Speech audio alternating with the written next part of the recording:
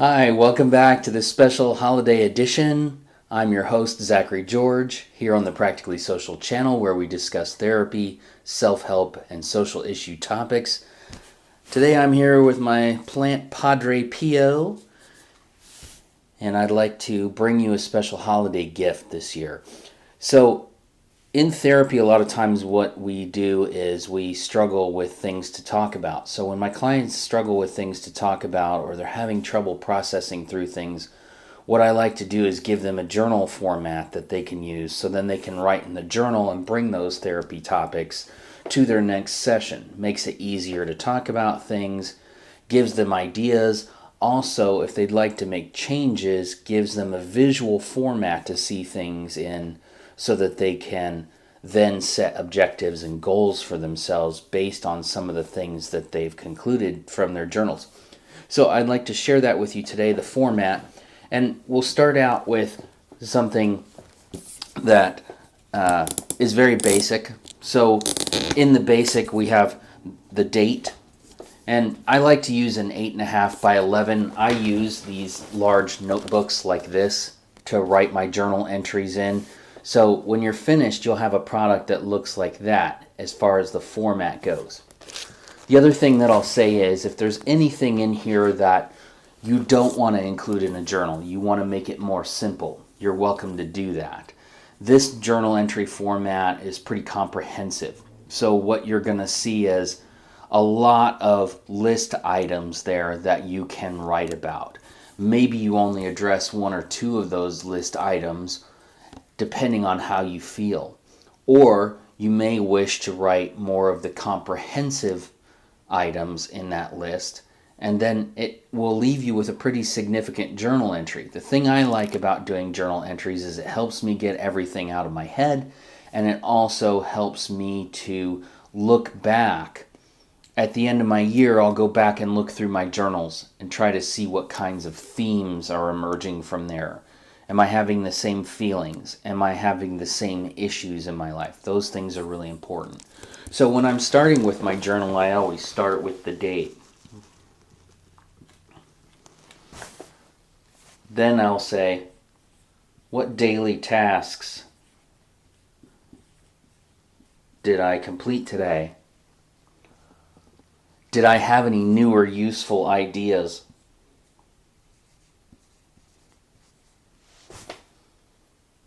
Did I set any new goals for myself?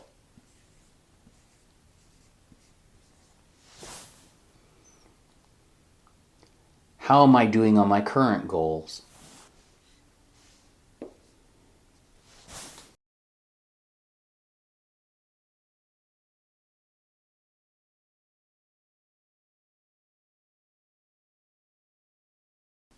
Next, I'll usually put things in there such as exercise,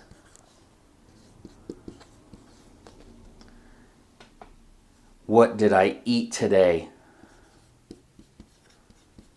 and was my mood tied to my food? I'll get into that in a later video, how mood can affect food, how we can change some dietary things to help us feel better overall, and then things like if you want to lose weight or if you want to get in shape, you want to have more energy. If you have depression and anxiety, there is a significant connection between food and mood from the evidence and also from a lot of research and from my own personal experience and the experience of my clients. So we can make good changes there.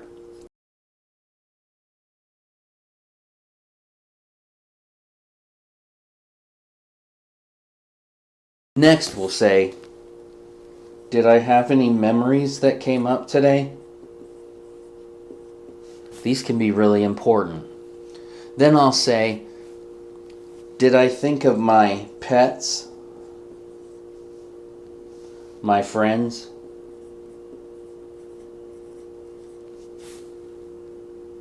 children, or family? What was I thinking about them? This could be positive or negative or somewhere in between.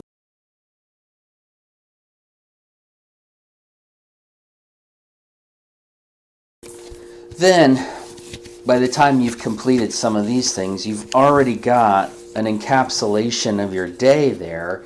And the next thing that I like to move to is the emotional environment. So I will say, what feelings did I have today? Was I sad? Did I have fear or joy? I like to keep it in these three base emotions. Most of the other emotions that we talk about are some outcropping of this.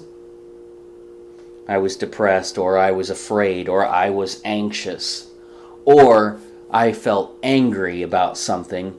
And to me, anger is magnified fear. Look for that in an upcoming video as well.